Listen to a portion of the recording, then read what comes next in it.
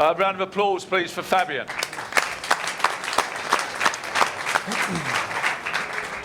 Hi, everyone, and thank you for joining this session. Today, together, we're going to go through some best practices and recommended steps to configure and set up a multi-tenant Kubernetes cluster. At Appstellar, we specialize on cloud and DevOps solutions. So this year, different from the previous one, we decided to attend by also sharing some of our experience. So today we're going to start with a simple Kubernetes cluster, and then we're going to follow some steps that we're going to improve that way the kind of segregation and compliance of our cluster. So without further ado, let's continue with the topic. So multi-tenancy in Kubernetes. Multi-tenancy in Kubernetes can be mentioned in different contexts, but usually will be two examples that I'm going to share with you today.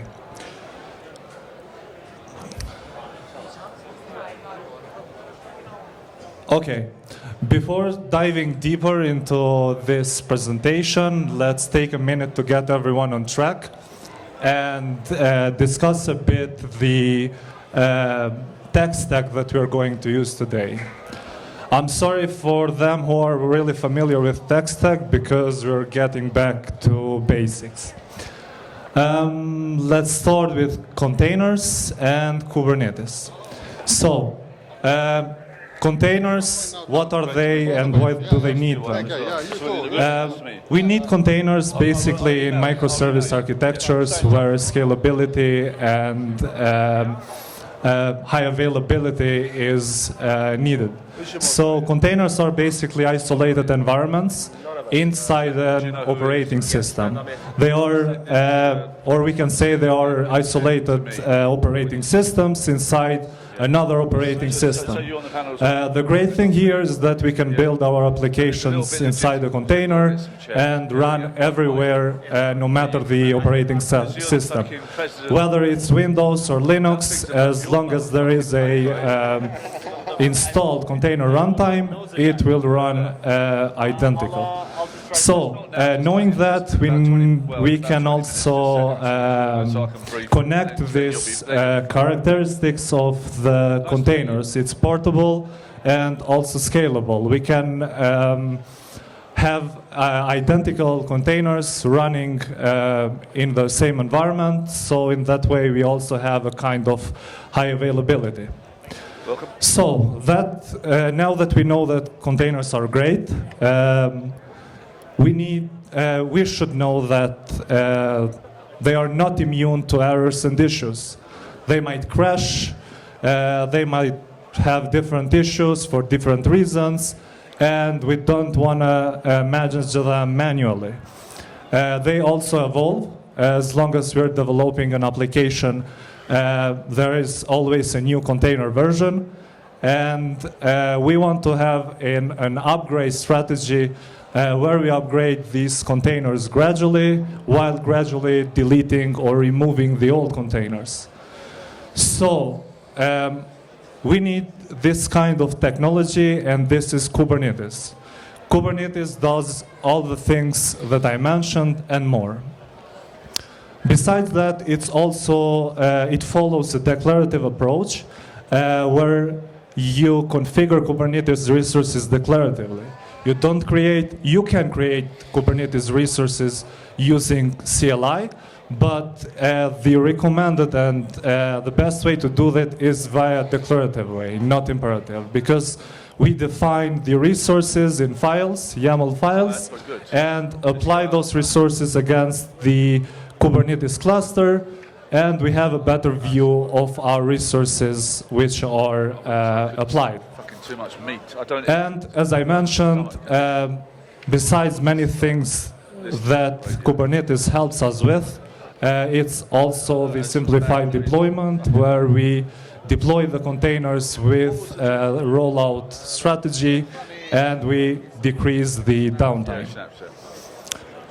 Oh, good. Well, tonight. So this was a brief introduction to containers and Kubernetes.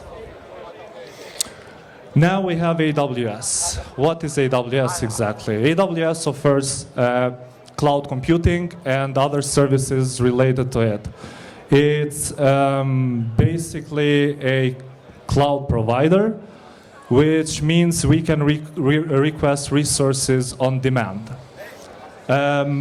You can provision virtual network, you can provision virtual machines, you can provision storage, and all of these resources can be requested on demand. If we need 10 gigabyte of storage, we can provision 10 gigabyte, and that will be available right away. After some period of time, if we want to provision 50 gigabytes, we can request that, and we can use it, and AWS will take care for the upgrade. So it has a kind of elasticity. We pay only for what we use. It is also available globally, meaning that you can deploy your application worldwide in a matter of minutes by serving it to users widely. So you can also deploy, train, and build AI models. Also, you can use AWS native models of AI and machine learning. So the list of services, a big one, and we can't mention each of those in a single presentation, so we'll keep it as simple as possible. Now, we said that AWS is a cloud provider, and it also offers other services related to it. So one of those services is it's also EKS. What is EKS? EKS leverages the services of AWS like EC2, VPC, and the whole underlying infrastructure is the other services that AWS offers. What it does exactly, it manages our control plane. So control plane is the brain of Kubernetes, which does the whole, which offers us the whole benefits that we mentioned previously. So EKS leverages the nodes maintenance, security, and everything that AWS does on behalf of us. So basically, all the nodes will be maintained and will be updated with security patches by AWS side. So why this is a good thing is because we can focus on improving, optimizing, and deploying our applications, instead of fully focusing on maintaining our Kubernetes cluster. Now, we can jump to multi-tenancy in Kubernetes once we know a bit what EKS, containers, and AWS helps us with. So multi-tenancy in Kubernetes, as I mentioned, can be mentioned in different contexts, but usually will be the following cases. So it is either a bigger project with multiple applications, and we want to utilize our Kubernetes cluster to deploy these applications. Instead of having two Kubernetes clusters for two applications, we utilize the same cluster to deploy both applications. So usually in Kubernetes, you will deal with multi-tenancy. Even if you have a single application, you will need to deploy monitoring tools and other tools related to observability or monitoring your system. So the other case might be that you have a white labeled product where you are serving for your B2B clients, and it is an identical app but deployed multiple times with different configuration. So this is multi-tenancy in a nutshell in Kubernetes. Now, let's start with a simple cluster and some simple configurations. And let's see how we start in day one and how we want to deal with those challenges which we didn't know at day one. There are no fancy architectures. We try to keep it as simple as possible so all of the audience can get something from it. So, here we have a AWS account with an EKS cluster provision on it. So let's assume that we had a team of 5 or 6 developers. We developed and we had a solution which was based on microservices, and we decided to go with Kubernetes cluster, even though we had not much experience, but we heard that Kubernetes is cool. So we created the cluster and we started creating some resources. We defined a namespace and everything is done manually. Now we defined another application which again has its own infrastructure services, and basically we're keeping adding new resources. So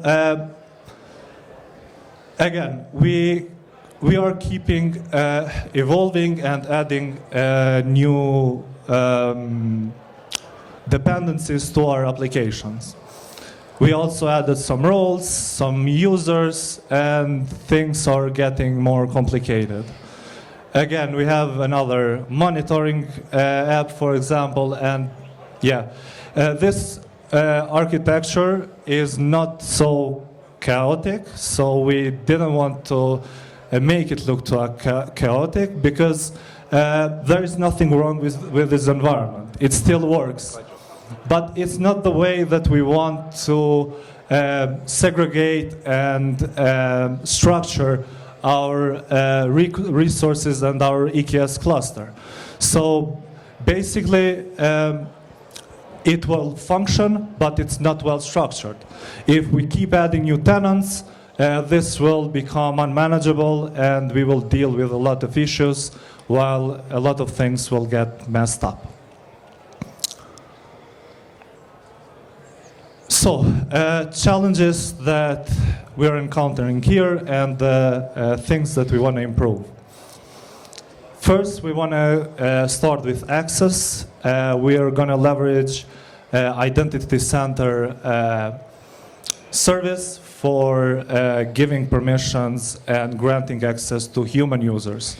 Identity Center or single sign-on of AWS is a service which is recommended also by AWS best practices to be used with human users and granting them access.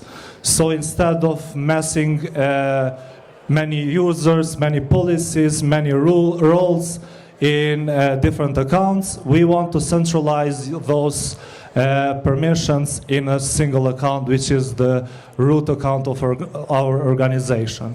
In a bit, we will also introduce you to what is organization and what its benefits. So the other thing is secrets. We don't want to only store the secrets. We want to have a way of continuously rotating them in specific period of time. So, for example, we want to rotate the database password in every month. So we want that kind of mechanism, but also we want those secrets to be immediately updated to the cluster instead of doing that manually. Then we have traffic and segregation. Traffic in terms of traffic interception. We want to have a system where we know when where a microservice to a microservice request is failing. We want to monitor requests, and we want to have a secure traffic also in the private network of our cluster. Segregation in terms of isolation. For example, we have namespaces, but namespaces are not meant to isolate anything. Those are only meant to structure your applications in a better way. So for that, we will get introduced to network policies and network plugin. Also, we want to utilize our resources for each container. For example, if one of our microservices runs into a loop, we don't want that container affect other containers. Because if it runs in high memory usage, other containers which are working fine will stop functioning. So we want to set those limits. And in terms of security, this is a bit technical, but I mean it applies in widely, not only in multi-tenant cluster. We don't want our containers to be run as root.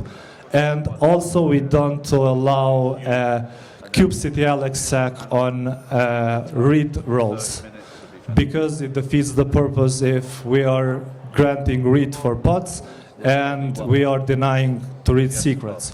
We'll dive into more details afterwards.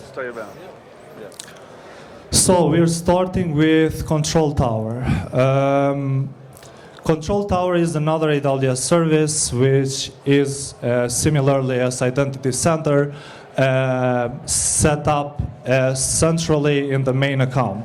So we use Control Tower to apply different policies and different compliant standards for our accounts. We can build blueprints for accounts, and basically we just add them to Control Tower landing zone. Again, also in the next slides, we will mention only the things that we must mention for this kind of architecture. Otherwise, we will keep away the small details of each service. So, we mentioned organization previously. Organization is a way of structuring and managing multiple AWS accounts. So with the new setup that we're going to implement now, we will have multiple accounts. We will have multiple accounts for our namespaces, for our reps, and accounts per cluster. So organization will manage your child accounts. It is enabled in the main account, and it will manage the child accounts. So under organization, you can create organization units, one for your project, another one for monitoring, and the list goes on. So the other thing is Identity Center, which I mentioned previously, and now we have account factory and controls. So we have an organization, we have some accounts provisioned, we have Identity Center set up. Now we have account factory and controls for the next accounts that are going to be created. So once we want to add another account, we just use account factory, and we have the same implementation and the same security policies as in the other accounts. So now we enabled Control Tower, and what do we have?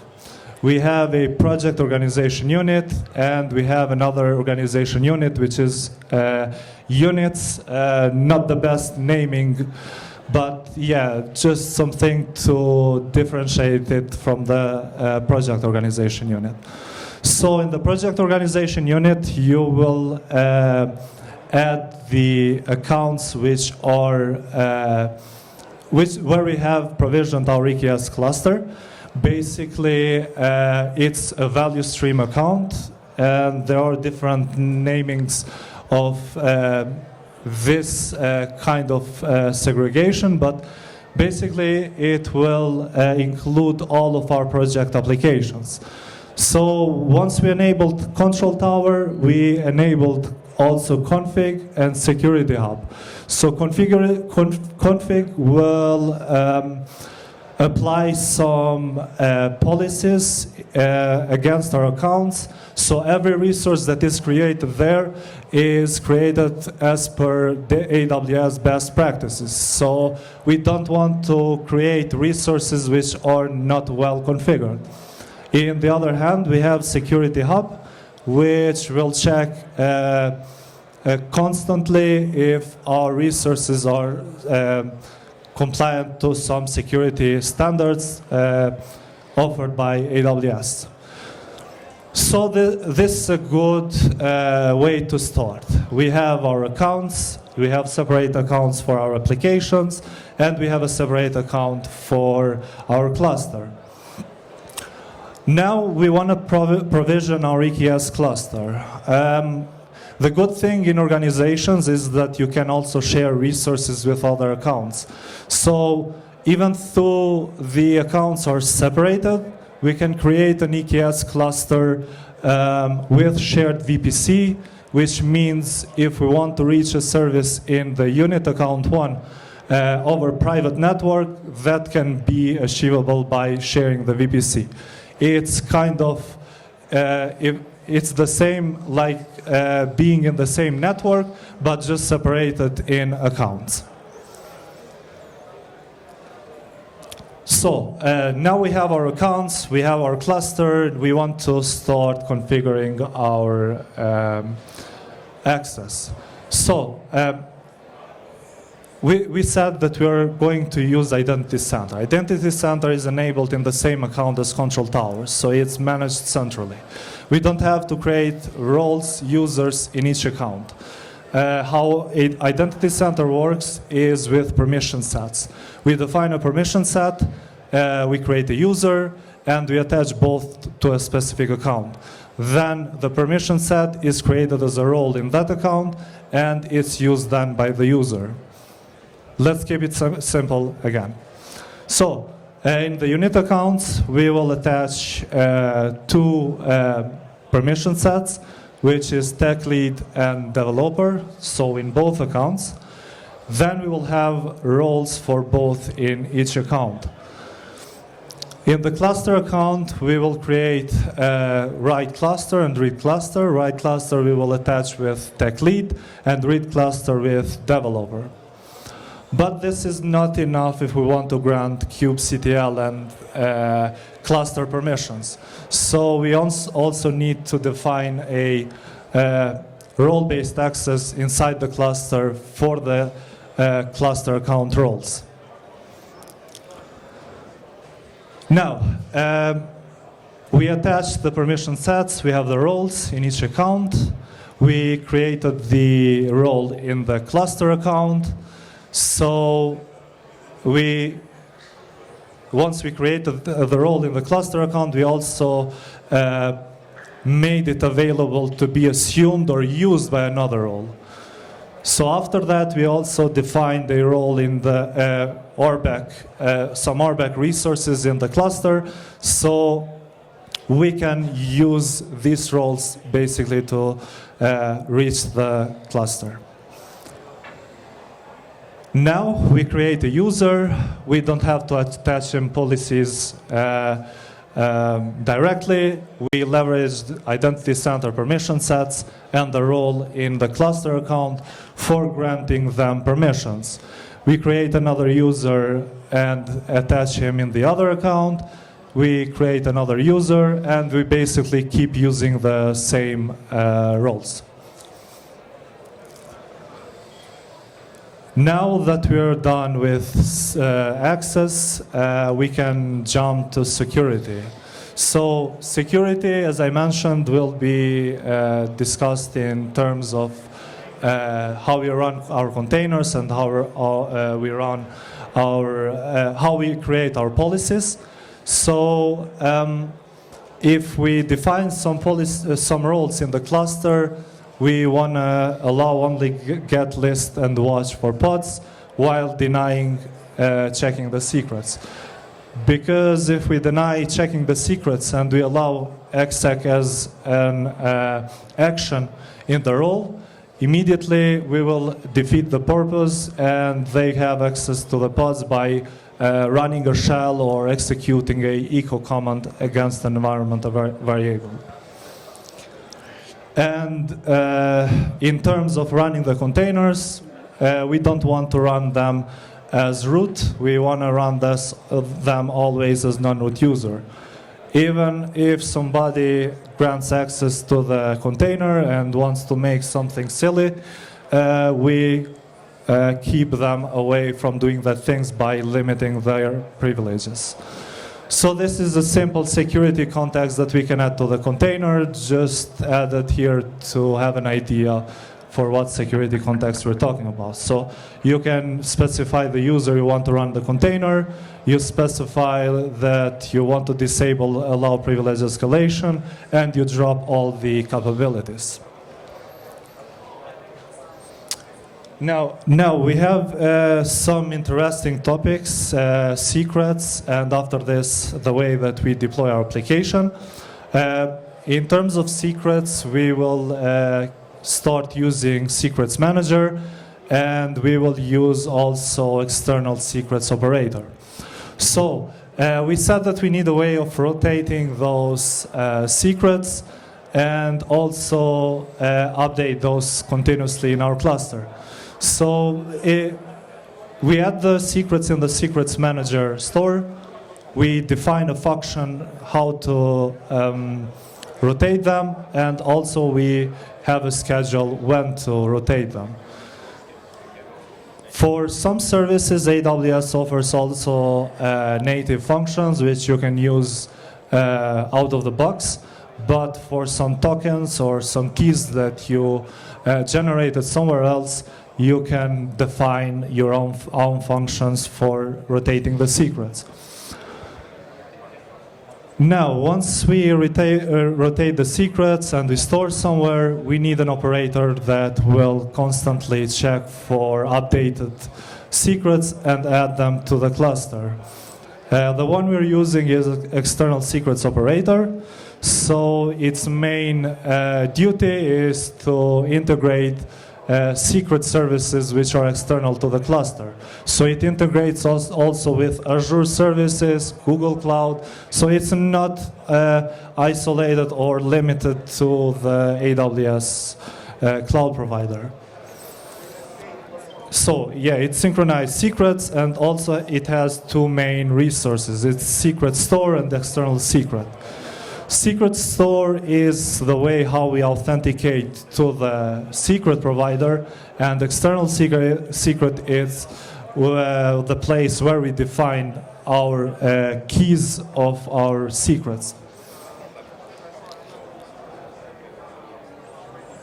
Now, we have created secrets in both accounts. So we are using Secrets Manager. We defined a resource-based policy. We don't want to define policies in the IAM side. In this case, we need to define in resource, because that will be more scalable and we can use the same policy for each secrets resource. Now we have ESO attached to the IAM role, and we also have the Secrets Manager configured. So now we have a way of continuously updating the secrets in our cluster. The next topic is Argo CD, which is a famous kid in the CNCF ecosystem. What does Argo CD exactly do? It basically offers a GitOps approach. It's a way of treating our declarative YAML files and applying those to the cluster. It also offers multi-tenancy support for separating teams in single Argo CD deployment, while each team deploying their own application. Now we cleaned a bit the architecture. We made it even more simple. We have the cluster on the left side. We have two accounts in the right side. So we have the Argo CD deployed. And what Argo CD basically does, it will connect to our Git repo. It does.